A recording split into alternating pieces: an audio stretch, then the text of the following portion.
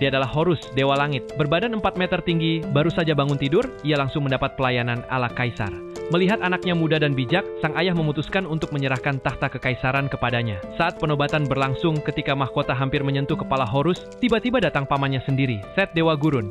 Ia datang bersama pasukan, lalu menusuk sang raja sebelum sempat berkata apapun. Horus pun marah besar, ia mengangkat tongkat kekuasaan dan menyerang. Namun, pengalaman tempur Set terlalu tinggi. Horus yang masih muda terus tertekan. Set menggunakan perisai pemantul untuk membutakan Horus.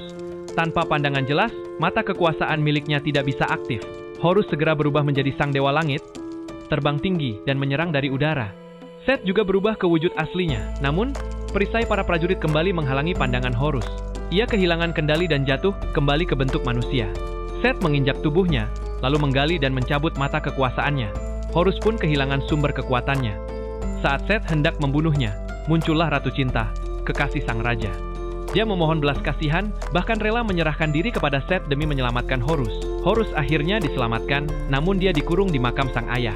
Set menjadi raja, lalu memerintah dengan tangan besi. Ia memaksa rakyat jadi budak, membangun menara tinggi menembus langit, lebih besar dari piramida. Namun, seorang pencuri muda bernama Bek tidak terima. Dia menyusup ke dalam ruang harta karun untuk mencuri mata kekuasaan dan mengembalikannya ke Horus. Setelah melewati berbagai jebakan, Bek mendapatkan mata itu. Namun ketika hendak kembali pada kekasihnya, pasukan Set mengejar mereka. Dalam pelarian, sang kekasih terpanah dan tewas.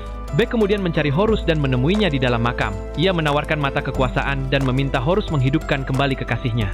Namun Horus berkata hanya raja sejati yang bisa bernegosiasi dengan dewa kematian. Dan dengan satu mata saja, dia bukan tandingan Set. Mereka lalu memulai perjalanan, mendaki gunung dan memanggil Ra, dewa matahari. Horus berubah jadi dewa langit dan terbang ke langit. Namun Ra enggan ikut campur. Sebagai gantinya, Horus hanya mengambil sebotol air matahari yang bisa memadamkan api gurun kekuatan utama Set. Namun perjalanan mereka tercium oleh Set. Begitu mereka kembali ke tanah, muncullah Minotaur monster kepala banteng mengejar mereka.